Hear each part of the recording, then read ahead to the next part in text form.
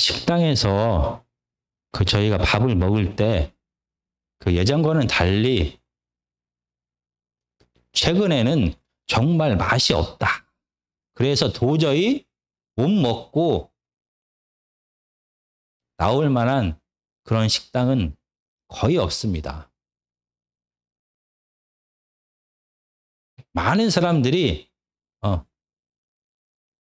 그 맛있는 요리를 어떻게 하는지 대부분 다 알고 있습니다.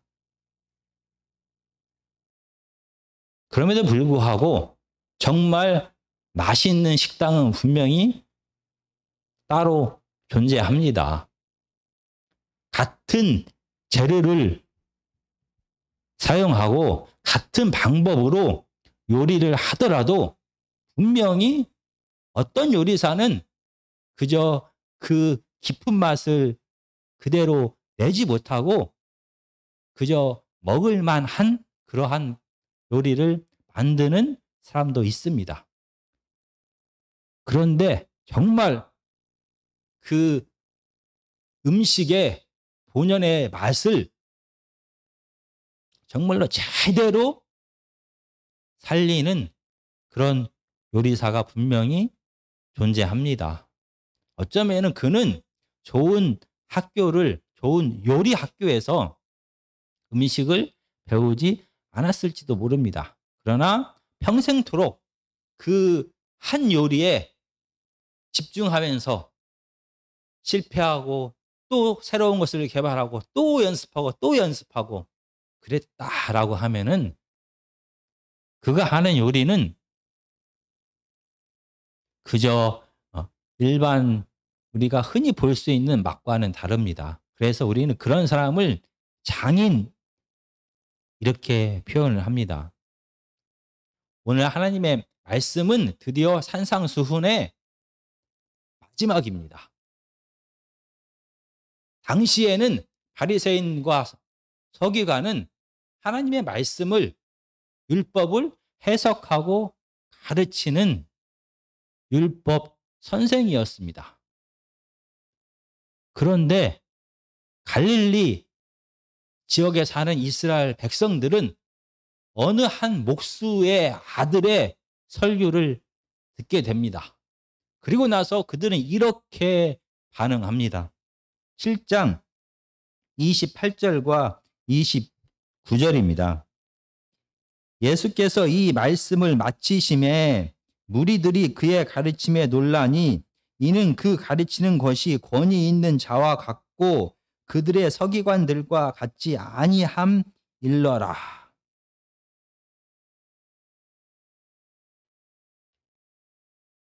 바로 권위가 있다라고 이렇게 표현을 합니다. 이 권위라는 말은 어떤 일을 할 수 있는 능력, 힘을 뜻합니다. 그런데 이 능력과 힘은 타고난 능력과 힘을 말할 때 사용하는 단어가 아니라 법적으로, 사회적으로 그 일을 할 수 있는 지위 또는 능력을 말합니다. 당시에는 이 율법을 해석하고 가르치는 그 일을 바리새인들과 서기관들이 그 일을 담당했습니다.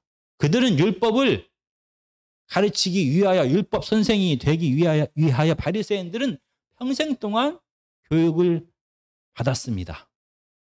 그래서 그들은 법적으로도 그리고 사회적으로도 실질적으로도 이스라엘 백성들에게 하나님의 율법을 가르치는 자들이었습니다. 그런데 그들을 놔두고 목수의 아들이신 예수 그리스도의 말씀을 듣고 이 갈릴리 지역의 이스라엘 백성들은 진짜 하나님의 말씀을 전하는 자가 바로 이 나사렛 예수다라고 말합니다. 예수 그리스도를 통하여 선포되어진 하나님의 율법이 진짜다라고 말하는 것입니다. 이 산상수훈에서 바리새인들이 아닌 예수 그리스도께서 도대체 뭐라고 말씀하셨길래 그들은 이 산상수훈의 설교를 듣고 진짜는 예수님이다라고 말하는 것입니까? 하나님 나라가 시작되었습니다. 그리고 하나님 나라의 질서, 하나님 나라의 헌법, 하나님 나라의 뜻이 무엇인지를 팔복을 통하여 선포하십니다. 그리고 이 구체적으로 이 팔복이 삶 속에서 어떻게 적용되는지를 구체적으로 말씀하셨습니다. 그리고 머리로만 아는 것이 아니라 이렇게 선포된 하나님의 뜻을 삶을 통하여 실천해야 된다라고 말합니다. 이 산상수훈을 통하여 선포된 하나님의 뜻은 간단합니다. 십계명을 통하여 선포된 하나님의 뜻처럼 이 죽음과 두려움이 가득한 이 세상에도 하나님의 생명을 맛보게 하는 것이 하나님의 뜻입니다. 그리고 하나님의 자녀들이, 하나님의 제자들이 자기의 죄성을 부인하면서 매일매일의 삶 속에서 하나님의 뜻에 순종하면서 이웃을 내 몸처럼 사랑함을 통하여 이 생명을 온 세상에 퍼뜨리는 것이 하나님의 뜻입니다. 팔복에서는 이렇게 이러한 상태를 화평이다라고 말합니다. 하나님의 생명력이, 하나님의 생명이 죽음과 무질서와 두려움이 가득한 세상에서도 맛보는 상태를 화평이다라고 말합니다. 이렇게 하나님의 뜻이 예수 그리스도를 통하여 선포가 되었습니다. 그러자 갈릴리에 사는 이스라엘 백성들은 자기네들이 그동안 배웠던, 알고 있던 바리새인들의 가르침이 아닌 예수 그리스도의 가르침이 진짜 하나님의 뜻이다라고 그들은 말합니다.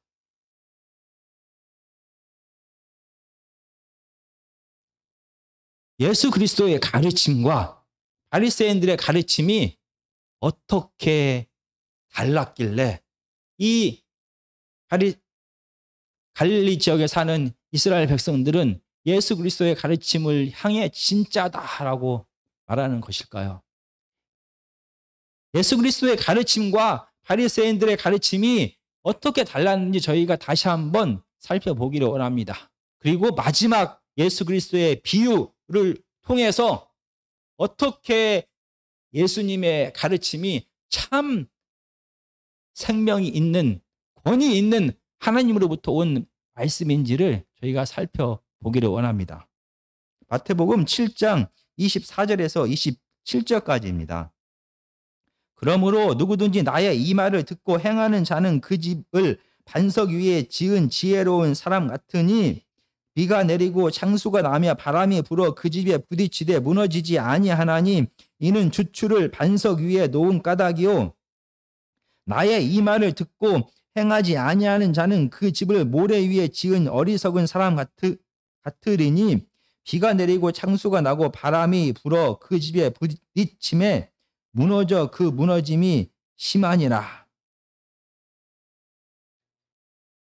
산상수훈의 마지막에 비유를 통하여 반석 위에 집을 지은 자와 모래 위에 집을 지은 자를 비교합니다. 이 반석 위에 집을 지은 자와 모래 위에 집을 지은 어리석은 자의 차이점은 행함입니다. 하나님의 말씀을 듣고 행하는 자는 지혜로운 자인데 그러한 자는 반석 위에 집을 지은 자와 같다라고 말씀하십니다.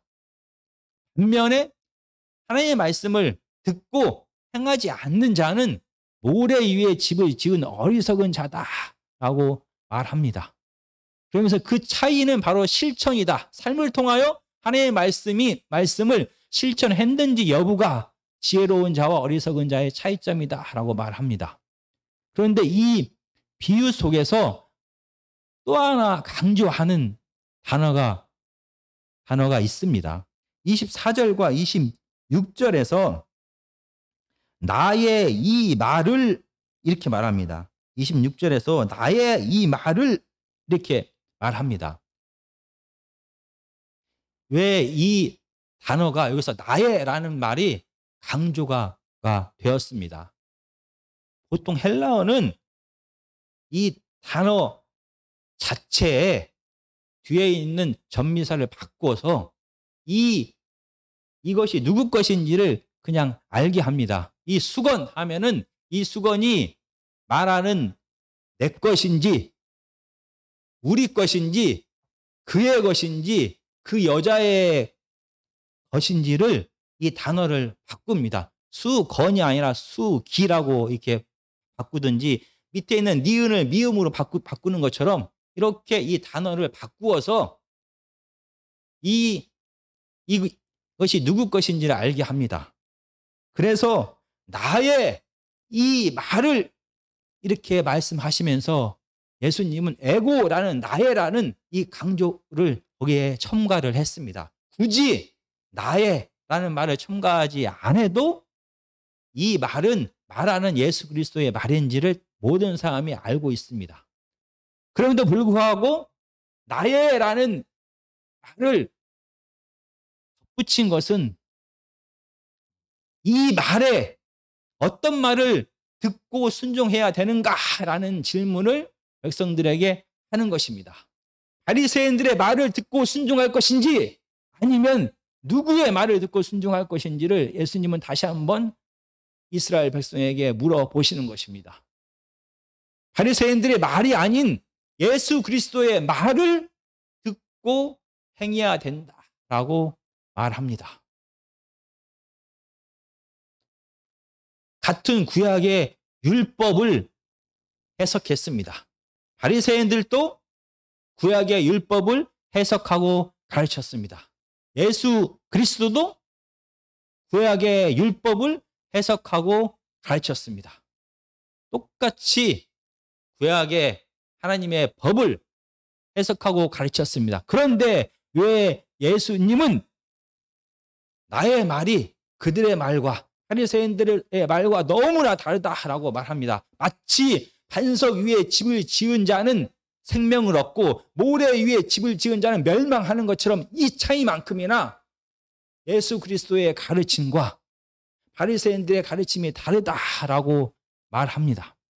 그러면서 이 비유의 말씀을 설명하시기 시작합니다. 이 반석 위에 집을 짓는 것과 모래 위에 집을 짓는 이 비유를 더 우리가 자세히 이해하기 위해서는 예수님 당시 갈릴리 바닷가, 갈릴리 호수를 배경으로 이 본문을 이해하면 됩니다. 우리가 잘 아는 것처럼 요셉의 아들이신 예수님은 목수였습니다. 분명히 공생애를 시작하시기 전에 갈릴리 호숫가에 가서 많은 집들을 지었을 것입니다. 갈릴리 호숫가에 집을 지으러 갑니다. 당시 지금도 마찬가지인데 이 팔레스타인, 이 가나안 땅은 더운 여름에는 비가 전혀 내리지 않았습니다. 겨울에 비가 많이 왔습니다. 그래서 더운 여름에 비가 내리지 않는 그 더운 여름에는 이 갈릴리 호숫가에 있는 땅이 비록 그 땅이 모래로 이루어졌다 하더라도 딱딱했습니다.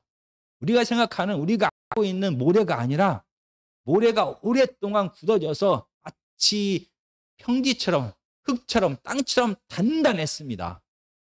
그래서 여름만 생각을 하면은 그냥 그 호숫가 옆에 있는 모래 딱딱하게 굳어진 이 모래 위에 집을 지어도 전혀 문제가 없습니다. 그런데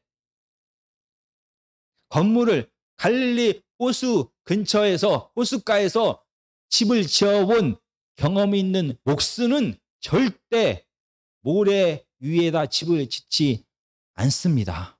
왜냐하면 여름에는 이 딱딱해서 집을 지어도 전혀 문제가 없습니다. 흔들리지도 않습니다. 그런데 겨울이 되면 다릅니다. 겨울이 되면 이 지역에 비가 많이 옵니다. 비가 오게 되면은 이 모래 위에 세워진 집은 견디지 못합니다. 비가 더 많이 와서 이 갈릴리 호수, 갈릴리 바다와 이어져 있는 요단강이 범람하여 홍수가 나게 될 경우에는 거기에 바람까지 불게 되면은 이 모래 위에 지은 집은 이 모래 땅은 토지, 이 땅은 이 집을 견디지 못합니다. 결국 무너지게 됩니다. 그렇다면 갈릴리 호숫가에는 집을 짓지 못하는 것입니까? 아닙니다. 갈릴리 호숫가에 겨울에도 멀쩡한 집을 지을 수가 있습니다. 이 갈릴리 호숫가는 퇴적층이라고 합니다. 퇴적층. 그래서 이 퇴적층은 맨 위는 모래입니다. 그리고 더 파고 들어가면은 자갈이 있습니다. 그리고 더 깊이 있게 파고 들어가면은 바위가 있습니다. 암석이 있습니다. 이렇게 이 갈릴리 호숫가에 있는 이 땅들은 퇴적층으로서 구조를 살펴보면은 맨 위는 모래, 조금씩 밑으로 내려가면은 자갈이 섞여 있습니다. 더 깊이 있게 내려가면은 딱딱한 우리가 알고 있는 바위가 나오게 됩니다. 그래서 경험 있는 지혜로운 목수는 갈릴리 호숫가에 집을 지을 때 모래 위에 바로 집을 짓는 공사를 시작하지 않습니다. 2m, 3m까지 이 모래를 파기 시작합니다. 그래서 모래를 걷어내고 그 밑에 있는 자갈을 걷어내고 계속 파다 보면은 마침내 2, 3m가 되면은 바위, 안반이 나오게 됩니다. 반석이 나오게 됩니다. 그러면 위에서 파 들어갔던 모든 것을 다 걷어내고 이 반석 위에다가 집을 짓기 시작합니다.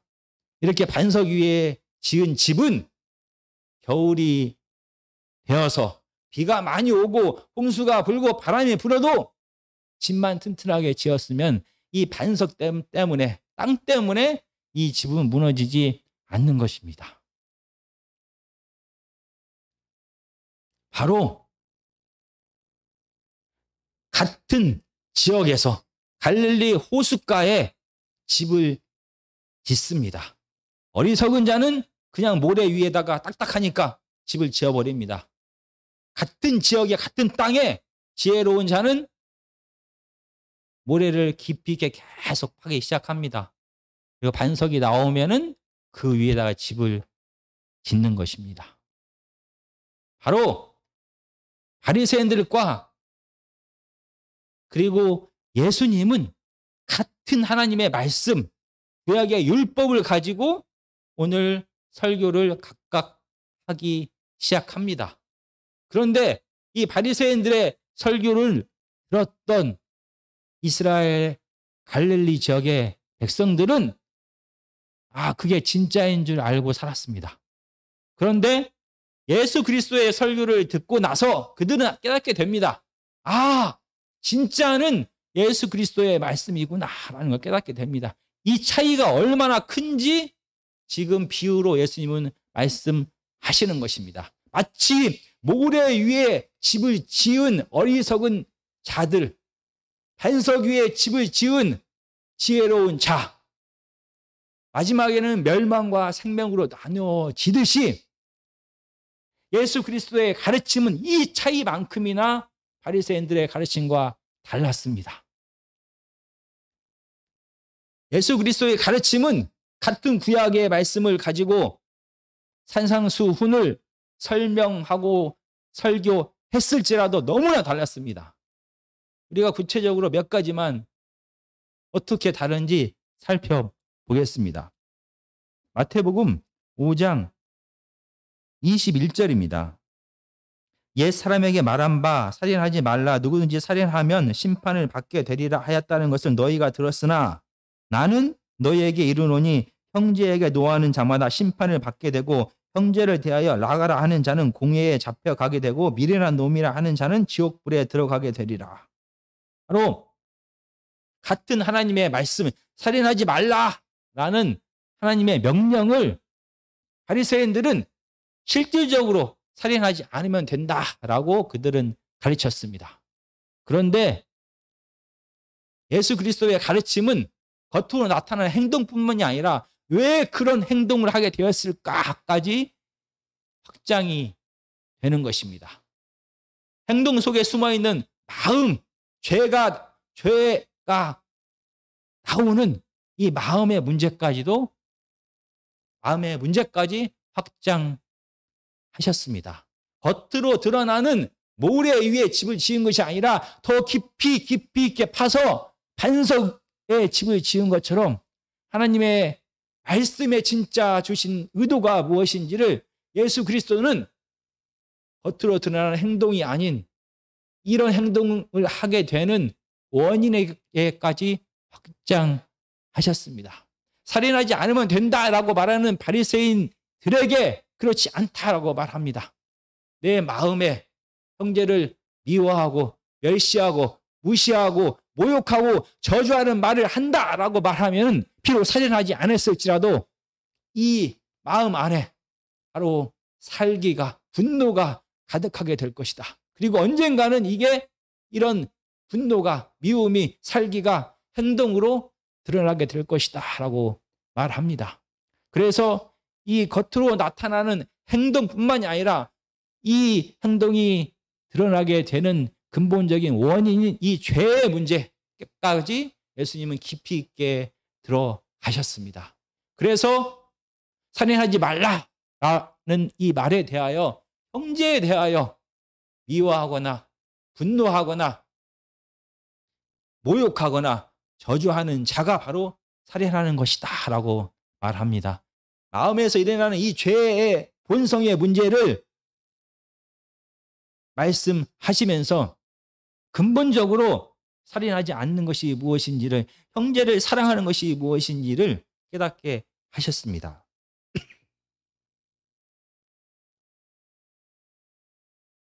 바리새인들의 가르침과 다른 두 번째는, 바리새인들은 5장 43절입니다. 또 내 이웃을 사랑하고 내 원수를 미워하라 하였다는 것을 너희가 들었으나 나는 너희에게 이르노니 너희 원수를 사랑하며 너희를 박해하는 자를 위하여 기도하라. 이 바리새인들은 너희 이웃은 사랑하고 원수는 미워해도 된다라고 말합니다. 그러나 예수 그리스도의 가르침은 자기 자신만을 향하는 이 죄된 본성에서 벗어나서 다른 사람에게, 심지어 원수에게까지 확장하고 있는 것입니다. 겉으로 나타난 가장 기본적인 이 모래에 집을 지은 것이 아니라 더 깊이 있게 파서 반석 위에 집을 지은 것처럼 예수 그리스도의 가르침은 이 죄된 본성이 갖고 있는 이 한계, 나와 내 자녀와 내 가족밖에 모르는 이 한계를 뛰어넘기를 원했습니다. 그래서 내가 내 자신을 사랑하는 것처럼, 내가 내 가족을 사랑하는 것처럼 내 이웃을 사랑하라라고 말합니다. 그리고 이웃이 누구인가에 대하여 당시 바리새인들은 같은 하나님의 백성, 그리고 나를 사랑하는 자라고 한정시켜 버렸습니다. 나에게 도움이 되지 않으면 비록 그가 나의 형제일지라도 그는 원수인 것입니다. 바로 바리새인들은 내 가족과 내 혈통과 그리고 내가 사랑하는 자, 그리고 나에게 도움이 되는 자까지가 내 이웃이고 사랑할 자라고 말했습니다. 내 감정과 내 필요와 내 혈통 안에 이웃을 가두어 두었습니다. 그런데 예수 그리스도는 원수까지 사랑하라라고 말합니다. 이 얘기는 사랑해야 될 대상을 한정 짓지 말라라는 하나님의 뜻입니다. 비록 내 혈통이 아니고 나에게 손해를 입히고 내가 좋아하는 자가 아니라 할지라도 그가 도움이 필요하면 그를 사랑하고 돕고 용서하라라는 것이 예수 그리스도의 뜻입니다. 바로 자기 안에 머물게 되는 죄성을 벗어나게 하기 위하여 하로부터 원수에게까지 확장하여서 그를 사랑하라라고 예수 그리스도는 말합니다. 바리새인들의 가르침과 너무나 다릅니다. 그리고 바리새인들의 가르침과 다른 세 번째는 주기도문을 통하여 드러납니다. 바리새인들은 당시에 메시아가 오기를 기다렸습니다. 승리와 풍요의 메시아가 유대 민족들에게 이 고난에서 벗어나게 해주기를 바랬습니다. 그런데 주기도문을 통하여 드러난 하나님의 뜻은 그것과는 달랐습니다. 하늘에서 하나님의 뜻이 성취된 것처럼 이 죽음과 두려움이 가득한 이 땅에도 하나님의 뜻이 성취되기를 기도하라라고 말합니다. 하나님의 임재와 통치가 한 사람의 영적인 부분에 머물러 있는 것이 아니라 죽음과 두려움이 가득한 세상에게까지 확장되는 것입니다. 하나님의 임재가 한 개인에게 한 사람의 영적인 부분에만 머물러 있는 것이 아니라 그가 속한 사회와 공동체에게까지 확장되는 것입니다. 물론 하나님의 임재와 통치, 화평의 시대는 예수 그리스도의 재림을 통하여 이 땅에 성취가 될 것입니다. 예수 그리스도가 이 땅에 오심을 통하여 화평이 시작되었습니다. 예수 그리스도가 다시 이 땅에 오심을 통하여 화평이 완성될 것입니다. 그러나 그 사이 시대를 살아가는 우리들에게 이 땅에도 죽음과 두려움에 가득한 이 땅에도 하나님의 화평의 역사가 성취가 되고 많은 죽음과 두려움 가운데 살아가는 사람들이 이 죄의 결과로서 죄의 영향력 속에서 찾아오는 모든 고통과 아픔과 불평등과 가난의 문제를 해결하기를 예수님은 원했습니다. 하나님께서 주신 모든 것을 나와 내 가족만을 위하여 남겨두는 것이 아니라 이 사회의 환원함을 통하여 사회의 구조와 사회의 제도를 바꾸어서 가난하고 힘들고 어려운 사람들, 전쟁 가운데 고통하는 자들이 이 땅에서 하나님의 평화가 무엇인지를 맛보게 하는 것도 하나님께서 예수 그리스도를 통하여 이 땅에서 우리에게 주신 명령이다라고 말하는 것입니다. 이렇게 예수 그리스도께서 산상수훈을 통하여 드러내신 하나님의 뜻은 자기 자신에게만 머무는 것이 아닌 원수에게까지 확장되는 것이고 형식적으로 외식적으로 밖으로 드러나는 것뿐만이 아니라 죄의 근원이 되는 마음의 문제까지도 확장되는 것이고 한 사람의 영적인 부분에만 머물러 있는 하나님 나라가 아닌 온 어둠과 죽음이 가득한 세상에게까지 확장되는 것이다 라고 말합니다. 그래서 너무나 다른 이 하나님 나라의 질서, 하나님의 뜻을 예수 그리스도는 선포하셨습니다. 그런데 만약 예수님이 말씀하신 것, 하나님의 뜻이 무엇인지 알고 그러나 행하지 않는 자는 바로 모래 위에 집을 지은 사람이다 라고 말합니다. 왜냐하면 머리로는 잘 알고 있습니다. 모래 위에 바로 집을 지으면 겨울에 홍수가 나거나 바람이 불고 비가 오면 이 집이 위험하다라는 것을 머리로 알고 있습니다.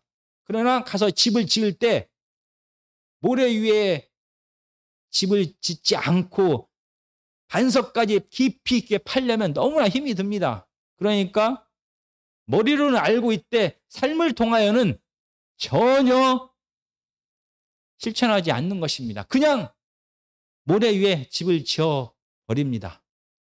이 사람은 모래 위에 집을 짓는 것이 위험하고 반석에게까지 파야 된다는 것을 모르는 사람과 똑같습니다.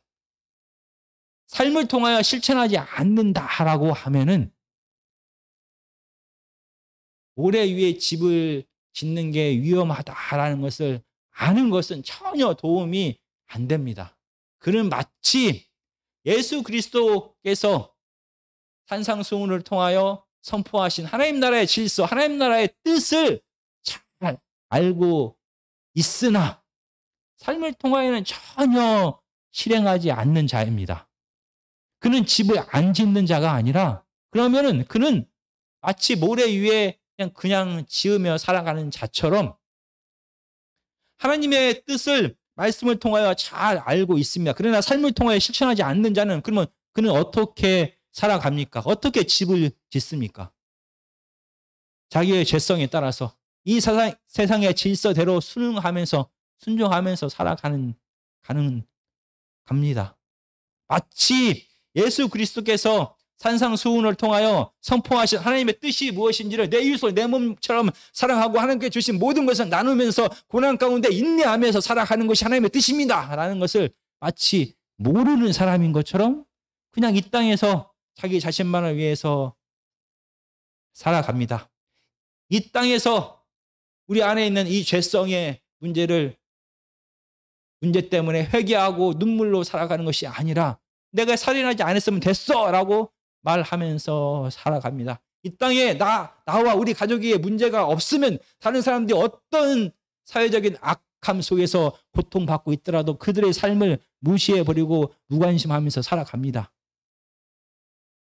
이러한 자는 마치 처음부터 모래 위에 짓는 것이 어리석은 것이고 힘들더라도 반석까지 깊이 있게 파야 된다는 것을 모르는 사람과 똑같은 삶을 살아가게 됩니다. 그래서 겉으로 나타난 하나님의 열매는 똑같습니다. 비바람이 불고 창수가 났을 때 그는 마치 아무것도 모르고 모래 위에 지은 사람과 똑같이 멸망당할 것이다 라고 성경은 말합니다. 산상수훈을 통하여 열매를 맺는 자가 하나님 나라에 들어갈 것이다 라고 말합니다. 이 열매 맺는 삶은 먼저는 하나님의 뜻이 무엇인지를 우리는 깊이 있게 이해해야만 되는 것입니다. 그저 바리새인처럼 겉으로 드러나는 하나님의 말씀만을 이해하는 것이 아니라 그 속에 감춰진 하나님의 뜻이 진짜 무엇인지를 깊이 있게 이해해야만 합니다. 그래서 이 죄성의 문제를 해결하면서 우리 안에 있는 이 죄성을 부인하면서 나와 내 자신만을 사랑하는 이 죄성을 부인하면서 매일매일의 삶 속에서 하나님의 뜻대로 이웃을 내 몸처럼 사랑하는 삶을 살아가는 자가 되어야만 되는 것입니다. 그게 바로 하나님께서 원하시는 깊이 바위까지 흙을 파는 삶이다라는 것을 먼저 이해해야만 합니다. 그리고 두 번째는 그 이해한 것을 삶을 통하여 실천해야만 열매가 맺히게 됩니다. 바리새인들처럼 그들이 원할 때 그들의 필요에 따라서 선을 행하는 것이 아니라 하나님께서 원하시는 것은 매일매일의 삶 속에서 하나님의 뜻을 삶을 통하여 실천하는 삶을 살아갈 때 비로소 그때 하나님께서 원하시는 열매가 그 사람의 삶을 통하여 맺히게 됩니다.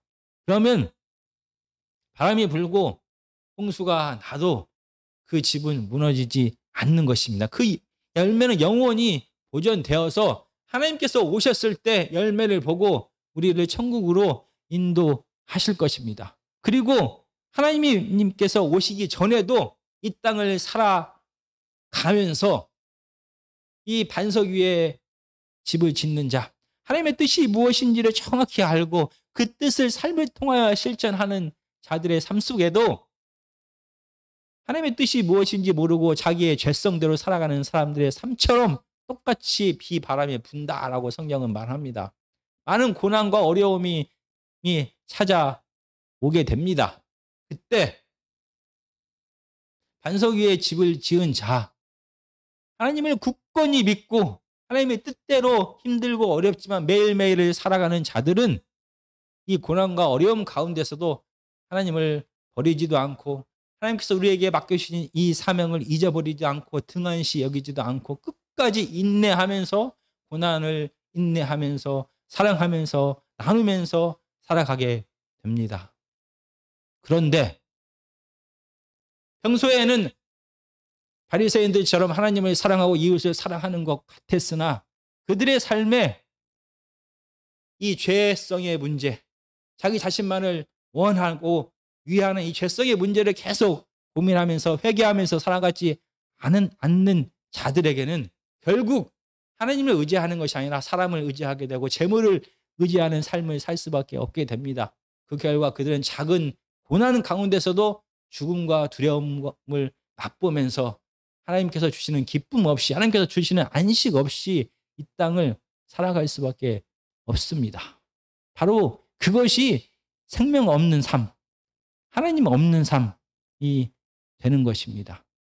정말 이 산상수훈을 통하여 하나님의 뜻이 무엇인지 저희가 다시 한번 고민하는 시간이 되었으면 좋겠습니다. 그리고 이 하나님의 뜻이 무엇인지를 밝히 알았으면, 올바로 알았으면 그대로 어렵고 힘들지만 삶에 실천하면서 살아가는 것이 오늘 본문의 말씀처럼 지혜로운 자의 삶이다라고 말합니다. 하나님의 뜻을 행하는 자, 하나님의 뜻을 아는 자, 하나님의 뜻을 행하는 자가 바로 지혜로운 자이고 지혜로운 자의 삶은 하나님께서 지키십니다. 정말 하나님의 뜻을 분명히 알고 그대로 삶을 통하여 실천하는 저와 여러분들이 되었으면 좋겠습니다.